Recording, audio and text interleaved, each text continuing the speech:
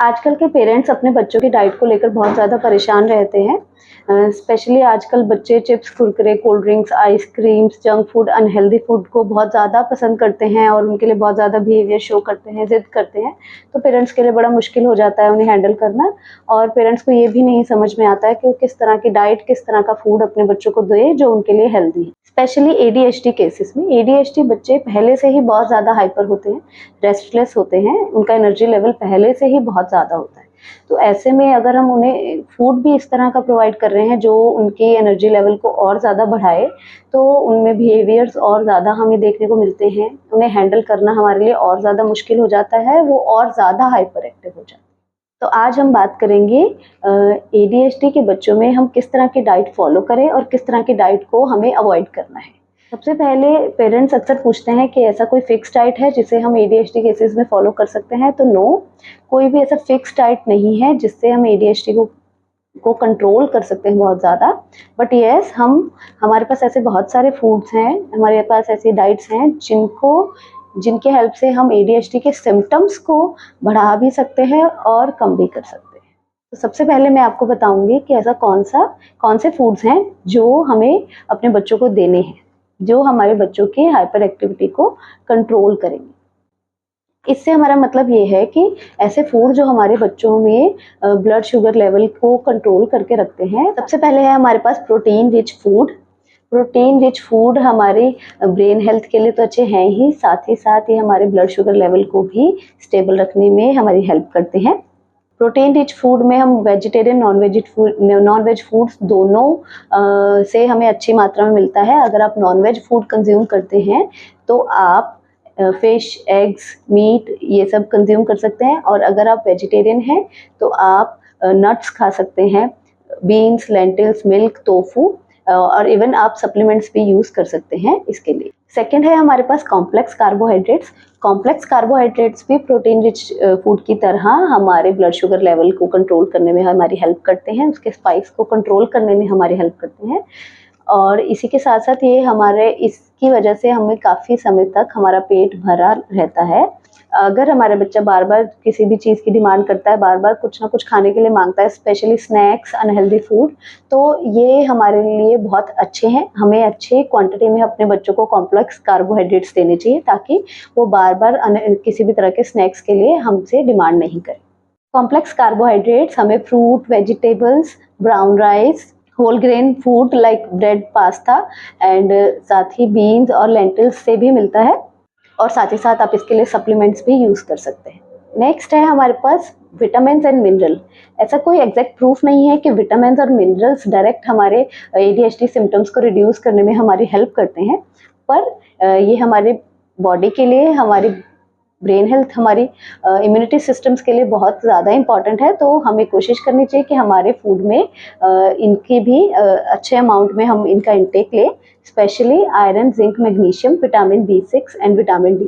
Iron हमें मिलता है किडनी बीन्स, टोफू, स्पाइनच, ब्रोकली, और इसके लिए हम सप्लीमेंट्स भी यूज़ कर सकते हैं। इसी तरह जिंक के लिए हम meat, beans, nuts, oats, shellfish से हम कंज्यूम कर सकते हैं। विटामिन B6 हमें मिलता है eggs, fish, soybean, peanut, and हम सप्लीमेंट भी यूज़ कर सकते हैं। विटामिन D के लिए हम लोग yogurt, fatty fish, egg yolks, bread, cereal, fruit juices, mushrooms and आप सप्लीमेंट भी यूज़ कर सकते हैं। इनकी और अच्छे से इंफॉर्मेशन आपको स्क्रीन पर भी मिल जाएगी, और डिस्क्रिप्शन बॉक्स में भी आपको कौन कौन से फूड्स के लिए में हमारे पास कौन से विटामिन, मिनरल्स प्रेजेंट है वो भी आपको डिटेल में मिल जाएंगे। इसी के साथ मैं एक चीज़ और ऐड करना चाहती हूँ कि सप्लीमेंट्स को हमें हमेशा लास्ट ऑप्शन में रखना चाहिए। हमें पूरी कोशिश करनी चाहिए कि हम डायरेक्ट होल फूड से ही हम अपने ज़रूरी मिनरल्स, विटामिन्स को, कार्बोहाइड्रेट्स को कंज्यूम करने की कोशिश करें, ना कि डायरेक्ट सप्लीमेंट्स के ऊपर डिपेंडेंट हो जाए। Last but not the least, omega 3 fatty acids. Omega 3 fatty acids हमारी ब्रेन हेल्थ और हार्ट हेल्थ के लिए बहुत ज़्यादा इंपॉर्टेंट है, और ये प्रूवन है कि एडीएचडी बच्चों में ये बहुत ही इंपॉर्टेंट रोल प्ले करता है। ओमेगा 3 फैटी एसिड्स हमें fatty fish, walnuts, chia seeds, flax seeds से मिलता है। ओमेगा 3 फैटी एसिड्स के ऊपर मैंने एक पूरी वीडियो अपलोड की है जिसमें हम उसके बारे में और अच्छे से जानेंगे कि कौन कौन से फूड से वो हमें मिलता है और वो किस तरह से हमारे बच्चों के लिए बेनिफिशियल है। तो प्लीज़ इस वीडियो के लिए आप डिस्क्रिप्शन बॉक्स में आपको इसका लिंक मिल जाएगा, आप उसके ऊपर जाएं और ओमेगा 3 के इम्पोर्टेंस को समझें। अब हम बात करेंगे उन फूड्स को जिन्हें हमें अवॉइड करना है या बहुत ही लिमिटेड रखना है अपने बच्चों की डाइट में। तो सबसे पहले बात करेंगे शुगर। हमने बहुत बार बात किया है कि शुगर हमारे बच्चों के लिए बिल्कुल भी अच्छा नहीं है। क्यों? क्योंकि वो हमारे ब्लड शुगर लेवल को बहुत ज़्यादा बढ़ाता है, जिसकी वजह से हमारे बच्चों की एनर्जी और ज़्यादा होती है और वो और ज़्यादा हाइपर एक्टिव। इसके बाद आते हैं सिंपल कार्बोहाइड्रेट्स, जिसे कॉम्प्लेक्स कार्बोहाइड्रेट्स हमारे बच्चों के लिए अच्छे हैं, बट सिंपल कार्बोहाइड्रेट्स उनके लिए बिल्कुल भी अच्छे नहीं हैं। इसमें sugars, candies, chocolates, toffees, chips, processed food, cold drink, soda, ये सब इनके अंडर आते हैं। तो हमें कोशिश करनी चाहिए कि junk food, unhealthy food, cold drinks, sugar intake हमारे बच्चों की डाइट में हमें कम करना है। वाइट ब्रेड, पास्तास, मैदा से बनी हुई चीज़ें, ये सब चीज़ें हमें अपने बच्चों के डाइट में कम करनी है और कोशिश करनी है कि उन्हें कॉम्प्लेक्स कार्बोहाइड्रेट्स उनके खाने में ज़्यादा हो, ना कि simple carbohydrate. Next one is caffeine. Caffeine थोड़ा सा ट्रिकी है, बिकॉज अगर हम बहुत लिमिटेड अमाउंट में कैफीन लेते हैं तो वो हमारे कंसंट्रेशन लेवल को बढ़ाता है, बट बच्चों के केस में हम कैफीन को इसलिए अवॉइड करते हैं क्योंकि बहुत सारे प्रोसेस्ड फूड में ऑलरेडी कैफीन बहुत ज़्यादा मात्रा में होता है। Artificial colouring, preservatives, cold drink, soft drinks, इन सब में कैफीन पहले से होता है, इसलिए हम अलग से अपने बच्चों को किसी भी तरह का एडिशनल कोई भी ऐसा फूड नहीं देंगे लाइक कॉफ़ी, टी। और हमें कोशिश करनी चाहिए कि हमें processed food, preservative, artificial colouring, ये इस तरह के खाने को भी अपने बच्चों की डाइट में बिल्कुल नहीं रखना है, क्योंकि ये हमारे बच्चों के लिए बहुत ही ज़्यादा हार्मफुल है।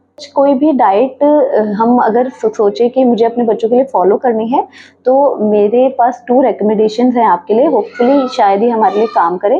फर्स्ट वन इज़ कि हम एक ऐसे लिस्ट बनाएं कि जो भी प्रोडक्ट मुझे अपने बच्चों के डाइट में नहीं रखने हैं, जो भी खाना मेरे बच्चों के लिए हार्मफुल है, हमें कोशिश करना है कि उन सबको मेरे बच्चों की डाइट से हम एक्सक्लूड करें और उनकी डाइट में बाकी सब चीज़ें हों, बस वो नहीं हो जो हमारे बच्चों के लिए, जिनके लिए हम कम्प्लीटली नो कहते हैं, जो उनके एनर्जी लेवल को और ज़्यादा बढ़ाते हैं, जो उनकी हाइपर एक्टिविटी को और ज़्यादा बढ़ाते हैं। अगर हम उन फूड्स को अपनी डाइट से हटा दें तो भी वो डाइट हमारे बच्चे के लिए काफ़ी बेनिफिशियल है। After that second one is कि हम मॉनिटर करें, जब भी हम अपने बच्चे की डाइट में कोई भी फूड ऐड करते हैं या कोई नया फूड, या जब भी हम अपने बच्चे को कोई चीज़ खिला रहे हैं या वो बाहर का बहुत ज़्यादा खा रहा है, तो हम मॉनिटर करें कि मेरे बच्चे का क्या रिएक्शन है, मेरे बच्चे के क्या रिस्पॉन्सेज है, और उसी मॉनिटरिंग के ऊपर हम डिसाइड करें कि मुझे अपने बच्चे को किस तरह का फूड देना है या क्या देना है और क्या नहीं।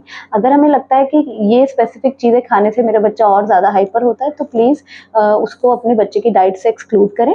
अगर अपने बच्चों की डाइट को लेकर आपका और भी कोई क्वेश्चन है तो प्लीज़ आप मुझे कमेंट बॉक्स में लिखिए और आप मुझे पर्सनली मैसेज भी कर सकते हैं। हमारा कॉन्टैक्ट नंबर भी आपको मिल जाएगा। अगर आपको मेरा ये वीडियो अच्छा लगे तो please hit the like button, share my videos to other parents also. Please subscribe my channel for more informational videos and thank you for watching.